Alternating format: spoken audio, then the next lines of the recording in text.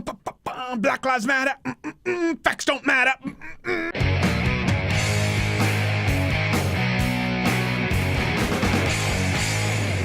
Right now, the narrative that is being set is that the system is inherently racist, white privilege, yada, yada, yada, and when cops see any young black man, they go into Lloyd Christmas mode. Lloyd.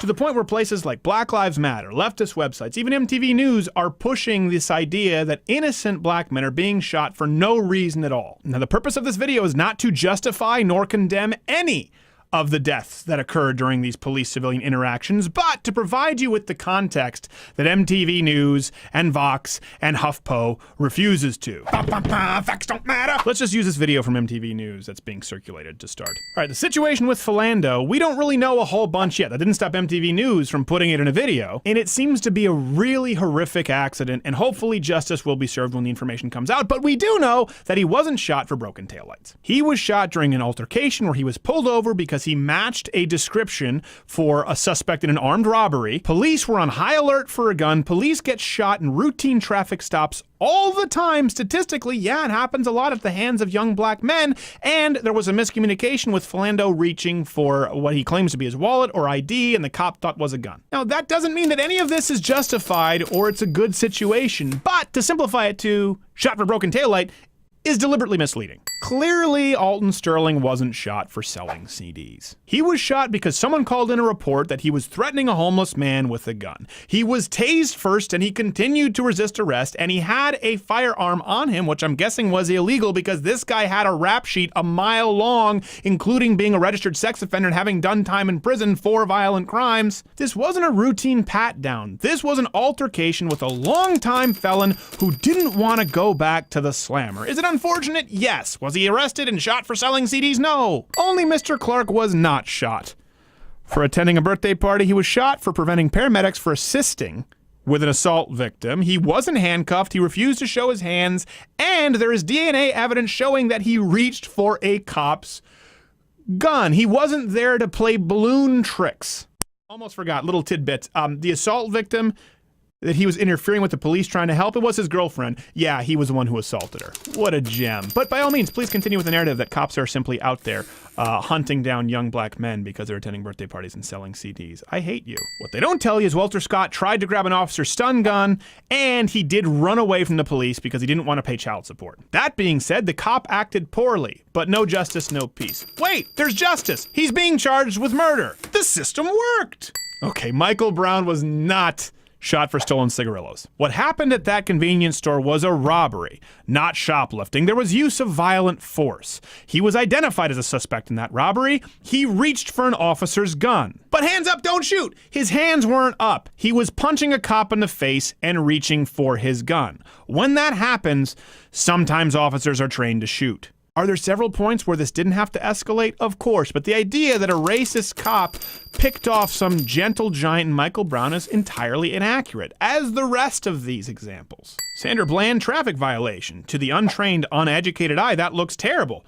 She was murdered for a traffic violation? No, she was detained and she killed herself. A lot of people want to say it's a conspiracy. No. Third-party autopsy results revealed that, were consistent with that, and there was marijuana in her system. No, I'm not saying that all people smoking joints should go kill themselves. Just, if you're watching this, go get a snack. Again, he wasn't killed because his car broke down. This was a horrible situation with a cop who, by the way, was fired after.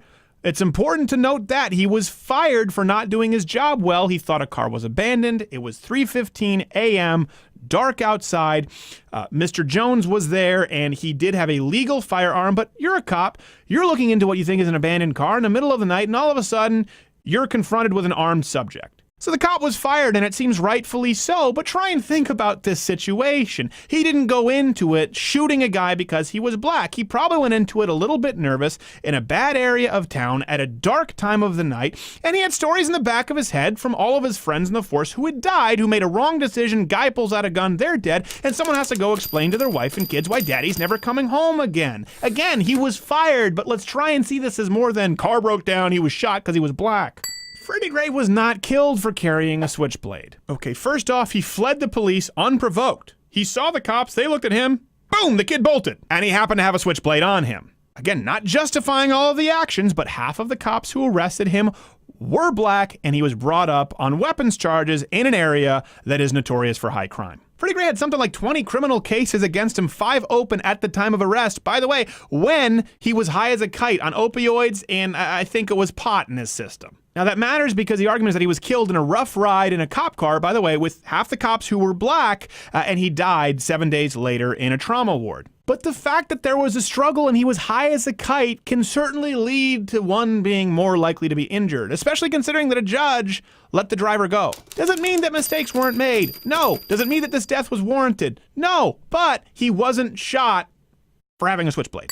Sean Bell for leaving a bachelor party. Well, he was just enjoying his night. Except what actually happened is he left the club being patrolled by undercover cops. He made a run at the cops when they identified themselves openly as cops, and the members of his entourage were known felons. Dang, most bachelor parties just have male firefighter strippers. Female.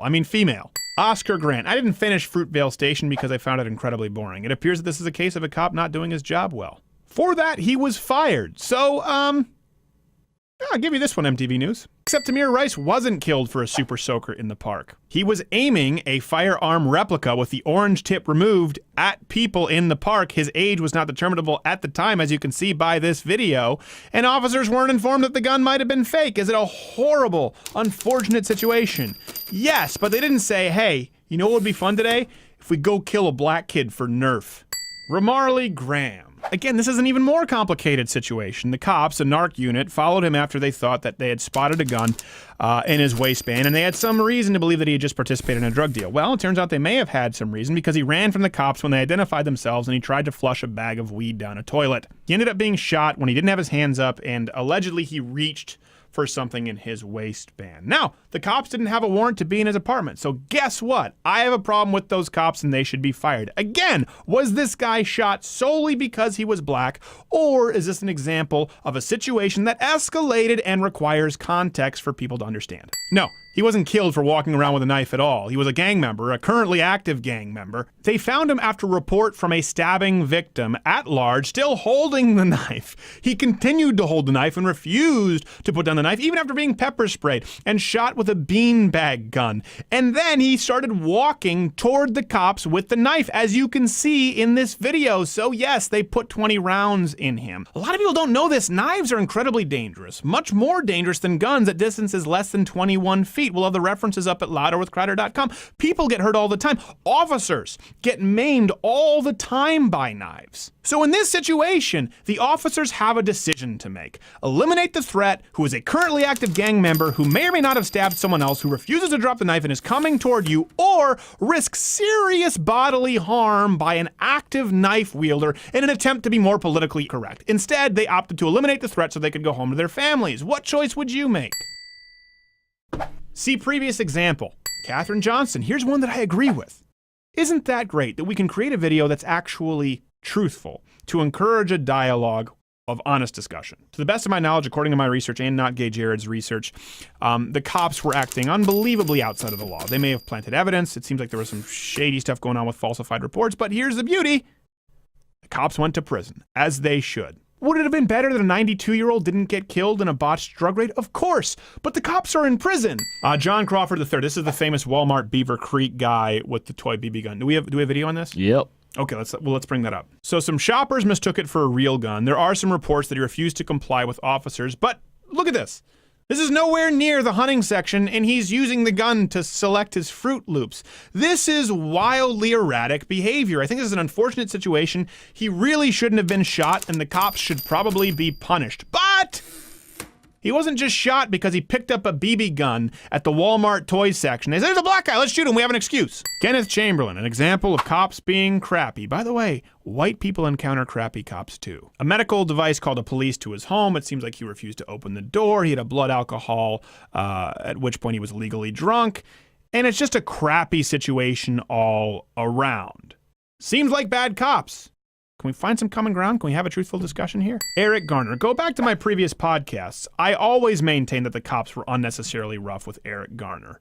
But he was resisting arrests. He was big. They didn't kill him. The guy had a heart attack because he was so overweight. Still, The cop should be prosecuted. That cop that was raking his face into the sidewalk, I have a problem with him. That's an abuse of authority. Can we find some common ground, or do you still have to lie about everyone else? India Patey holding a fake gun. That's not what happened. It was 1:20 a.m. It was dark. Cops were investigating an unrelated case. They saw her getting into an argument with an unarmed person, and she threatened him with the gun. She then refused to comply with police officers and was shot as a result. Unfortunate, yes. An example of clear-cut racism? No, of course not. Well, nude and erratic is a very vague term, but the cop was black here, so yeah. Trayvon Martin for wearing a hoodie. Oh, thank you, Geraldo Rivera, for your misspeak, making this a meme for all time. No, he wasn't killed for wearing a hoodie. George Zimmerman, I've said it. He's a jackass. Not a fan. He should have stood down. He didn't have to follow this kid. But when that situation escalates to the point where the kid is bashing your head into the concrete, here's the deal. Whenever you assault somebody that violently, you're forfeiting your right to live. People don't like to hear that, but here's the deal. If someone holds me at knife point or gun point or assaults me in the street or sucker punches me, you don't know what the intent is of that person. You don't know if they're simply trying to impress their friends or if it's some form of gang initiation or if they're a crazy person dead set on killing you. You don't know if they want your watch or they want your life. The second you escalate it to a point that is violent enough that could kill somebody, whether it's your intent or not, you forfeit your right to live. And that's what happened here. Tragic, yes, but this is not out of the ordinary. Again, the point of this video is not to justify all of the killings, nor is it to condemn all of the killings. I think if we're being honest, I've been fair and pretty reasonable. If you don't think so, let me know below. The point is that when it's Black Lives Matter, or MTV News, or HuffPo, or whatever the organization is that day, when they put out there this idea that cops in record numbers are simply killing black people because of a level of melanin in their skin for benign activities and no reason at all, what does that do? Well, it makes it okay to vilify cops. It makes it okay to dehumanize cops. And it makes it okay to treat them subhumanely. Because think about this for a second. If you genuinely believe, as many of the cop killers out there right now do, that officers are killing people for simple things like selling CDs, for going to a birthday party, well, of course you could justify it as your duty to kill police officers. And people have. My point is that if you are not honest, if you are simply using a false narrative to try and generate clicks, you then allow somebody to aim their latest outrage cannon at whoever subject you deem to be suitable. In this case, lately, unfortunately, it's been a lot of innocent police officers. Right before the Dallas shootings, if you watch this channel, I said, hey, if it gets to the point where it's more controversial to say wait for the facts than it is to demand the public lynching of officers, we have a problem. That video was released right before the Dallas shootings. I am telling you this right now. If we do not start having an honest conversation about what is going on, you are going to create an atmosphere that you can't take back and you will regret. That's the only purpose to this video. Hope it's been of use to you. Next one will have more immature wiener jokes. Hey, if you like this video, subscribe by clicking my face or go to louderwithcrowder.com for sources and references to all of the statements made on this video. Send me angry emails. I'll accept them, or you can click one of these videos next to me. One's playing in a one of them is a mystery box. Oh, what's that? This is the internet. Could be anything. Could be something fantastic. Could be something you've never seen before. Could scar you for life. Roll the dice.